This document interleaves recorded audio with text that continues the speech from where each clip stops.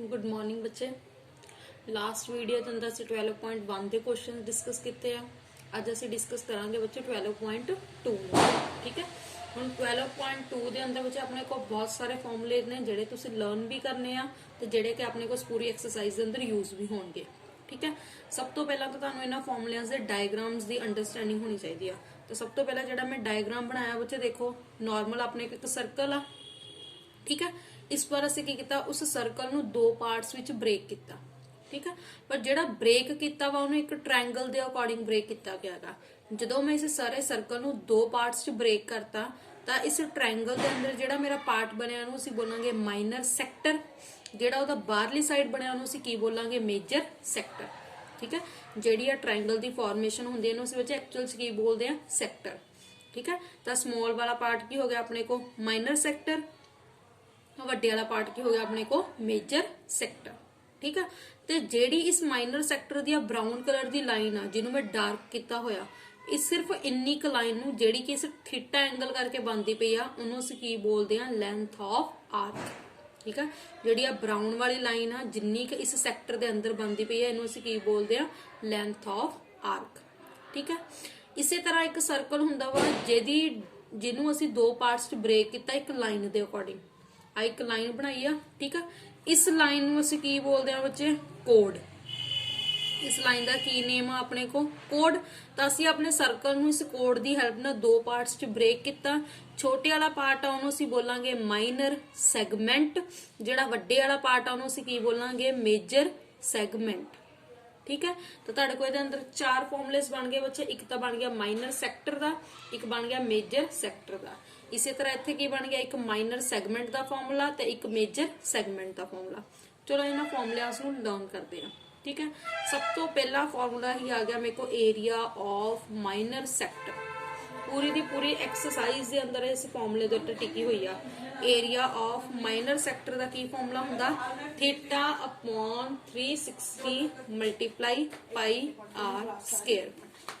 ठीक है, minor sector का की फॉर्मूला हुंदा theta upon 360 pi r square. इसी तरह हुण असीं देखांगे मेजर सैक्टर का फॉर्मूला।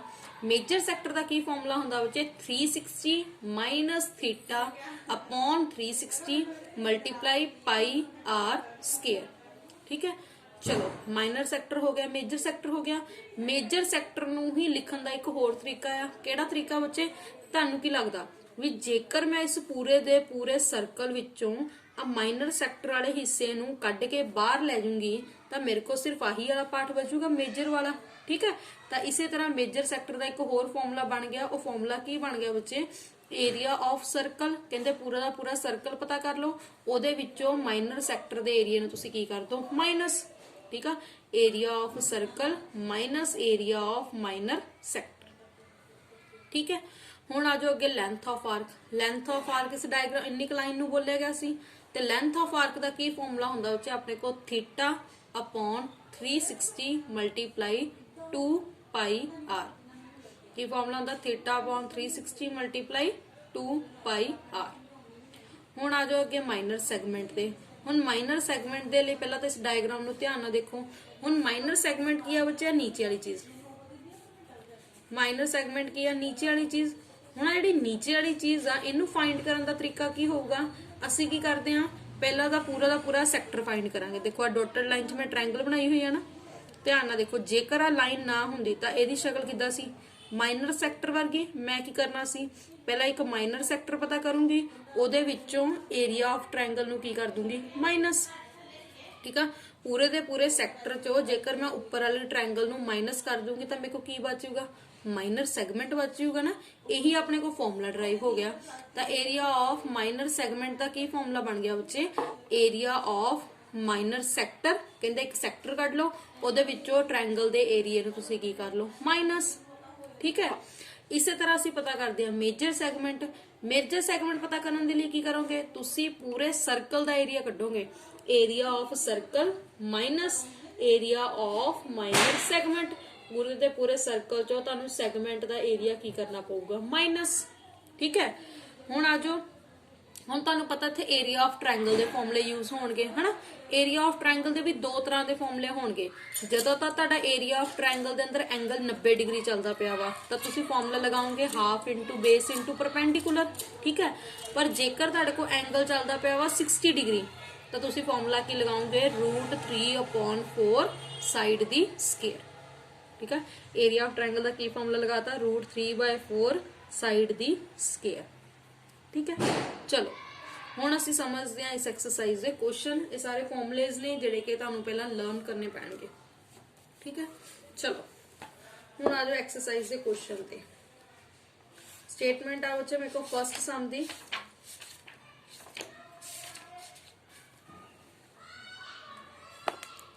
स्टेटमेंट देखना ध्यान नाल।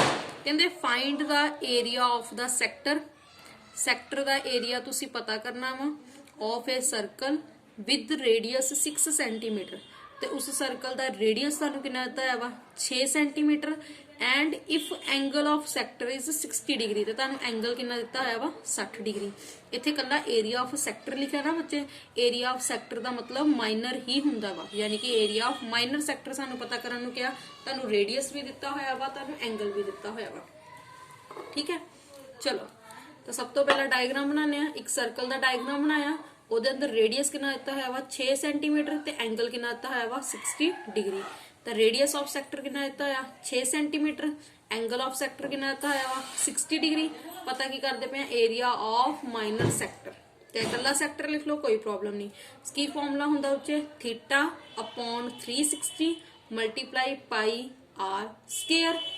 थीटा की वैल्यू कितनी है 60 डिग्री अपॉन 360 मल्टीप्लाई पाई की वैल्यू कितनी है 22/7, रेडियस कितना वा 6 मल्टीप्लाई 6, 0 ना 0 की कटिंग, 6 के टेबल से 36 किन्ने ते गया 6 से, इस 6 ना कटिंग करती, 22 नूं 6 ना मल्टीप्लाई करांगे अपॉन की आ गया मेरे को 7, 22 नूं 6 ना मल्टीप्लाई किया 132 अपॉन की आ गया 7 सेंटीमीटर स्क्वायर, यानी कि आंसर की आ गया 132/7 सेंटीमीटर स्क्वायर।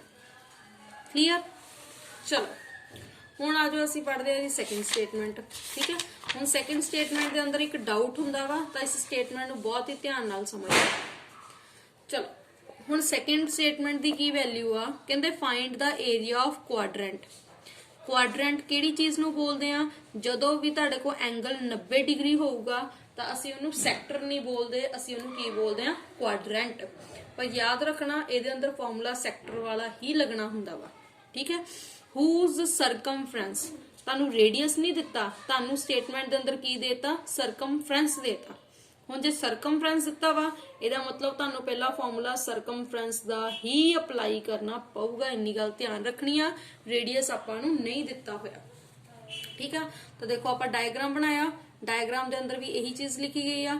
अपने को देखो मैं एक सर्कल बनाया वा, उस सर्कल नूं 4 पार्ट्स च डिवाइड किया वा, हरेक पार्ट जिहड़े 4 पार्ट बने इन्हां नूं असीं की बोलदे हां बच्चे क्वाड्रेंट। ते क्वाड्रेंट दे अंदर एंगल हमेशा कितना हुंदा अपने को 90 डिग्री, ठीक है। तो सब तो पहला तुहानूं सरकमफ्रेंस दिता है सी बच्चे, सरकमफ्रेंस कितना दिता है वा 22। सरकमफ्रेंस ऑफ सर्कल का की फॉर्मूला हुंदा 2πr, ते सरकमफ्रेंस की वैल्यू कितनी दिती हुई है 22 is equal to 2 multiply pi की वैल्यू कितनी बन गई 22/7 मल्टीप्लाई आर, ठीक है। 22 इज इक्वल टू 2 नूं 22 ना मल्टीप्लाई की 44 अपॉन किया वा 7 नाल की लिखा मेरे को आर, बाय क्रॉस मल्टीप्लाई 22 नूं 7 ना मल्टीप्लाई किया is equal to 44 r, 44 multiply चा नैक्सट स्टेप 44 का चला गया डिवाइड च, 22 multiply 7 upon 44 is equal to r. 22 ते कटिंग की 1 ते गया, 44 2 ते गया, आर की वैल्यू कितनी आ गई 7/2 सेंटीमीटर। हुण जाके तुहानूं रेडियस मिल गया। हुण जे रेडियस मिल गया तो आपां नूं रेडियस आ गया 7/2 सेंटीमीटर, ठीक है। एंगल एंगल कितना हुंदा क्वाड्रेंट दे अंदर हमेशा ही 90 डिग्री, ठीक है। तो एरिया ऑफ क्वाड्रेंट यानी कि आप सैक्टर का ही फॉर्मूला लगाना वा θ/360 multiply pi r square. Theta की वैल्यू भर देंगे 90 डिग्री अपॉन की आ गया 360 मल्टीप्लाई पाई की वैल्यू कितनी भरांगे 22/7, रेडियस कितना आ गया 7/2 तो 7/2 0 ਨਾਲ 0 ਕੱਟੀ ਗਈ 90 ਦੇ ਟੇਬਲ ਤੇ 36 ਕਿੰਨੇ ਤੇ ਗਿਆ 4 ਤੇ 7 ਨਾਲ 7 ਦੀ ਕਟਿੰਗ 2 ਦੇ ਟੇਬਲ ਤੇ 22 ਕਿੰਨੇ ਤੇ ਗਿਆ 11 ਤੇ ਉੱਪਰ ਕੀ ਬਚ ਗਿਆ 11 ਨਾਲ 7 11 7 ਦਾ 77 4 ਨਾਲ 2 ਬਚ ਗਿਆ 4 2 ਦਾ 8 ਯਾਨੀ ਕਿ ਸੋਲਵ ਕਰਕੇ ਆਨਸਰ ਕਿੰਨਾ ਆ ਗਿਆ 77/8 सेंटीमीटर स्क्वायर। ठीक है, कोई भी क्वेश्चन कोई प्रॉब्लम आती है बच्चे हमेशा कमेंट बॉक्स के अंदर लिख दिया करो, फिर उस क्वेश्चन को आप समझा दिया करांगे दोबारा।